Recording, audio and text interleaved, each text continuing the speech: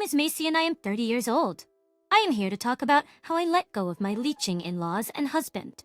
Before I start talking about my crappy experience, let me introduce myself some more. I grew up in a low-income family. Most months, we barely made it to the end. Sometimes we even had to starve. I had seen what poverty was like firsthand. It's not something I take very lightly. I know what real hunger pains feel like. I know what it's like to survive winters without heating. I didn't want to perpetuate the cycle of poverty that my family seemed to be going through, so I studied really hard. I was fortunate enough for my parents to be able to afford my education.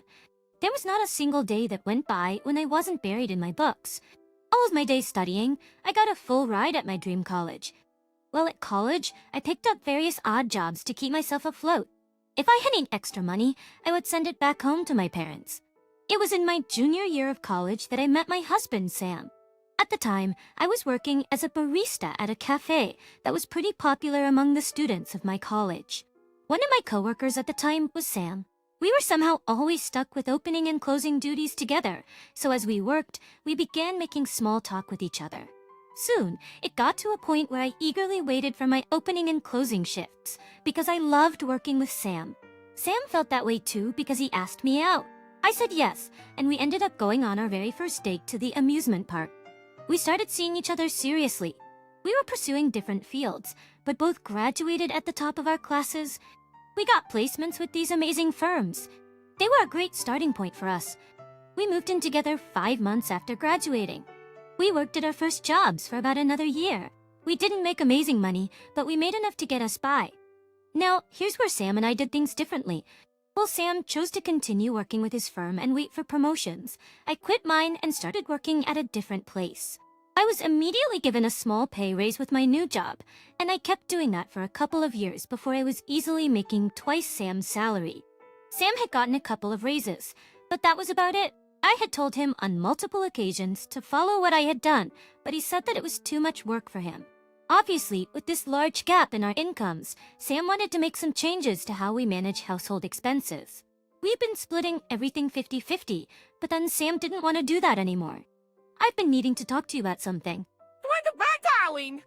I know we've been splitting all our bills and expenses 50-50, but with you making double what I'm making, I don't think that's fair to me. I know we've been splitting all our bills and expenses 50-50, but you're making double what I'm making. I don't think that's fair to me. What do you mean it's not fair? I'm saying us first day. I mean, I'm practically struggling by the end of the month while you have more than enough to get by. Okay, but I'm not spending it on me. I'm sending my parents money too. Yeah, you still have a lot left now. Okay, and Algie asked. That's hardly unfair. I worked hard to get where I'm at right now. I've asked you to do the same thing that I did. Nice to know that it won't be easy for me to do what you did. Plus, it's so time-consuming. Obviously, you don't have to do the same exact things I did, but you've had so much experience at your company that you'll definitely find a better job with better pay. Hell, I'll even help you. That's not what I want to talk about. I just wanted to ask you if we could split the expenses more fairly. Reciprocity. What way do you want to split it in? 70-30. I'd cheat their splurg. That's too much for me, and barely anything for you. I'll go to 60-40. I can work with that. I read the Starboard. Weather. I was really upset with the way Sam was seeing things. I mean, I know he worked in different fields, but his field worked similarly to mine. I hated how Sam didn't want to make an effort, but I let it go because I didn't think it was a hill worth dying on. Our relationship didn't have many issues after that. We worked with our new arrangement, and I did notice that Sam seemed a lot less stressed and a lot happier. Even though I wasn't initially happy with the arrangement, seeing Sam look happier made me feel better. If there was one thing that I did a lot back then, it was bending over backward to make the people I loved happy, which to be fair, bit me back in the worst way possible. Just about 2.5 years into dating, Sam proposed to me. I was overjoyed and excitedly said yes. Our wedding was a small and private event. Only our immediate family and our closest friends were present. It was the first time I met Sam's family. They lived in the state over. I never really got to meet them because I was too busy working, and I never really had any real time off. My only time off was weekends. Holidays were the best time to make the most amount of money I could. Even after graduating, the new jobs kept me really busy. Sam would make frequent trips to visit home, and whenever they would ask for me, he would tell them I was busy. So the wedding was a great bonding moment for us. Since we cut down big time on the wedding costs, Sam decided that we should move into a different flat. I was skeptical about it. Sure, we had more than enough saved to make a down payment, but I wasn't sure if we could afford the monthly expenses. But Sam was adamant and convinced me that it was the right move for us. And so we moved into our new flat, excited for this new chapter in our lives. Since we cut down big time on the wedding costs, Sam decided that we should move into a different flat. I was skeptical about it. Sure, we had more than enough saved to make a down payment for a bigger and better place, but most of that saved money was mine. I told him so. Baby, I don't think splurging on an expensive apartment is a smart decision, but we have more than enough money for a down payment. Yes, but most of it's mine. They began getting married. There'll be no such thing as mine or yours. Oh, there definitely will be. We're signing a prenup, but that's only for people who are going to get a divorce. You think we'll last? No, it's nothing like that. Like, awesome, I'm Yanji. Not like that, it's just a smart and safe thing to do. Josh, but I know other way for UD. Oh, is not buying a huge apartment right now. Fine, I'll agree to the prenup, but I won't agree with not buying a new place. But overstreebers. Look at our place. It's tiny. It's nature's best. What's the issue with that? The choose? Babe, sometimes my family would want to come over and spend time with us. I want them to spend time at a hotel. I still don't think that's a smart decision. I object. You have nothing to me. All you want is your way. Are you even marrying me at this point? There's no need to get rude. I'm marrying you because I love you.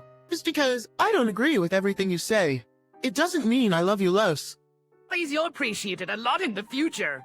Let's just get a new place. Fine, but the apartment will be in my name.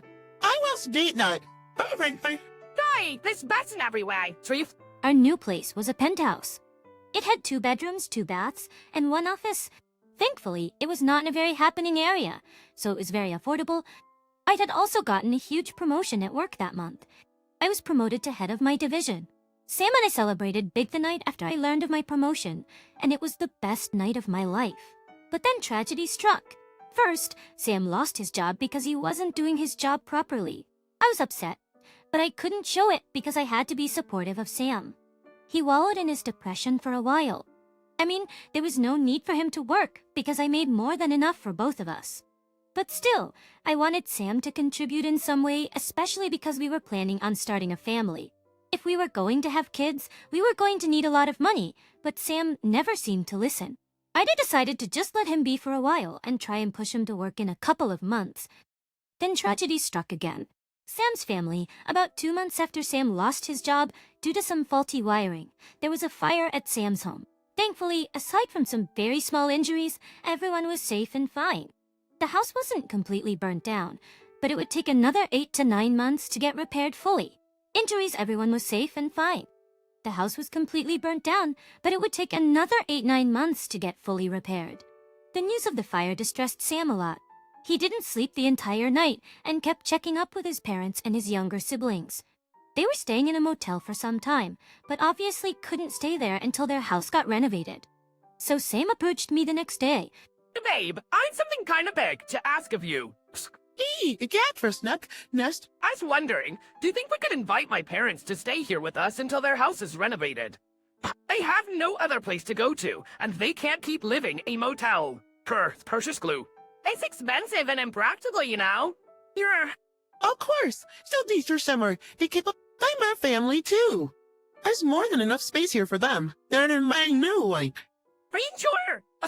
Yeah, I could convert my office to a bedroom for your siblings, and your parents could take the guest bedroom. Blue Daring! Are you sure you're okay with my parents staying here? I know I'd be okay with it. Because you know that they'll be staying here for the rest of the year, right? Yeah, and there's no problem with that. Thank you so much, darling. There's no need to thank me. A couple of days later, Sam's family moved in with us. I would love to say that it was easy living with them, but it wasn't. The first night they moved in, we had dinner together. After dinner, we sat together, drank a little wine, and talked about ourselves for a while. I learned a lot more about Sam and his childhood at that point. Sam's mother, Sally, had managed to save some of her childhood albums of Sam, and she showed them to me. We gushed over how cute Sam looked as a child. I got to learn about Sam's siblings a lot more, too. His youngest brother was currently in his sophomore year of high school, while his youngest sister was a senior in high school. Sally told me that they had Sam when they were really young. After a while of talking about themselves, the topic shifted to me. Oh, Maisie, to tell us more about yourself. Oh, I knew what to say. Shh. Alice, about your childhood. Oh, there's not much to say. I didn't grow up with a lot of disposable income. I struggled really hard, but it was worth it because I'm living pretty comfortably today. It's sharp, Miss Lenerai. Oh, is that why you're always working? Oh, Well, this backstory, the others. I'm glad you married our son then. I'm sure he'll provide everything you need. Oh, but I'm the one. Lenny, Mom, did you show her a picture of me sitting in the driver's seat in Dad's old car? What? Oh yeah, look at how silly he looks here. I looked back at Sally and her album, but the back of my mind was reeling with confusion. What did she mean by Sam providing for me? Did she not know that I am the one providing for both of us? Why had Sam just interrupted me when I was trying to tell Sally just that? I knew that I had to talk to him. For both of us, why had Sam just interrupted me when I was trying to tell Sally? Just that, I knew that I had to talk to him. I waited patiently until Sam's parents decided that it was time to head to bed. When we finally parted ways to go to our respective rooms, I kept trying to get Sam's attention so I could ask him about what had happened earlier. But he kept making excuses and avoiding me. Finally, when we settled into bed to fall asleep, I asked him about it. what's that sort of earlier? Why, it's you, me! Vance, don't play dumb. Your mom said that you were the one providing for me. What's that all about? About that. I kinda didn't tell my parents I lost my job. Well, Why? it's embarrassing. I didn't want them to know that their child was employed. Okay, but why do they think that you're the one providing for me? Why, the bad thing? So, I didn't mean it in a bad way. Wow. It's just that you've already lied about something, and I just want to know what else you've lied about so we can keep up with it. Oh, sorry. That's you, smug. Oh, I also told them that I'm working from home. And so, then I'm the one earning more, so we're subsistent. I'm a guess because it would be embarrassing if I made more than you. Ew, I don't like this. But I love you, so I'll let it go. Thanks, Ben! If I'm being completely honest, I hated what Sam had done. I worked hard to get to where I was. He knew that. In fact, he was there for a good portion of it, and still he took it all away. But at the same time, I understood the importance of wanting your parents to think that you're doing well.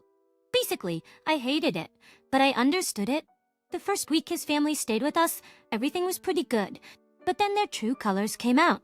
They left messes everywhere, and neither of them ever volunteered to clean up, even after I had expressed how I wanted them to clean up after themselves. After a while of this, I gave up on asking them. I either took care of the messes myself or I just let it be. Then it got worse. In the first month they were there, Sam's parents contributed to the utilities. The second month they stopped.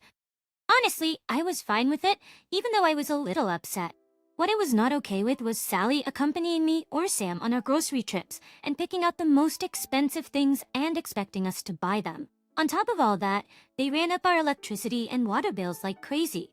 I sat down one night and just reviewed how much we had spent that month, and to my horror, I realized we had spent 5 times what we usually spend.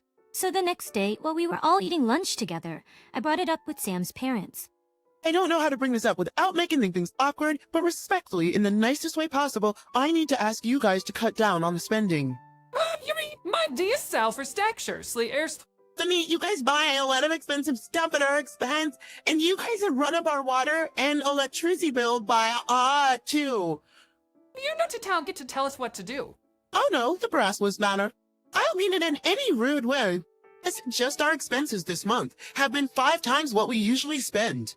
If you could contribute a little, I wouldn't mind continuing to live this way. Joy, dears, must be your body sees. This is my son's money. We're spending. If he doesn't have an issue with it, you have nothing to say. I can say. Babe, that's enough.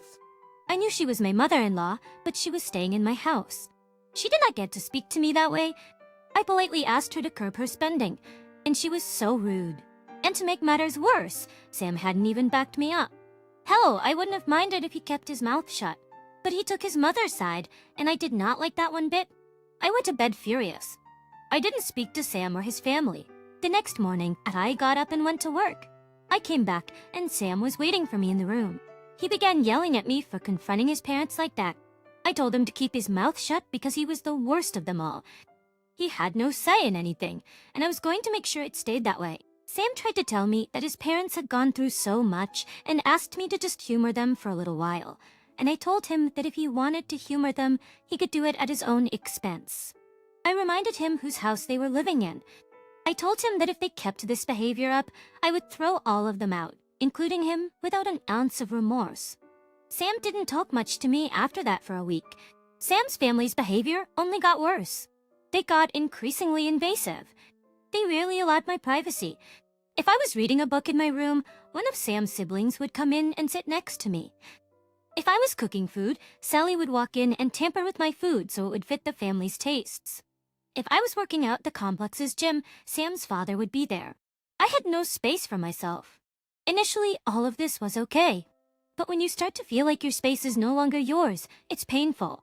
I found myself spiraling into depression, and Sam just never seemed to care. He was just happy to keep the pretense going at my expense, literally.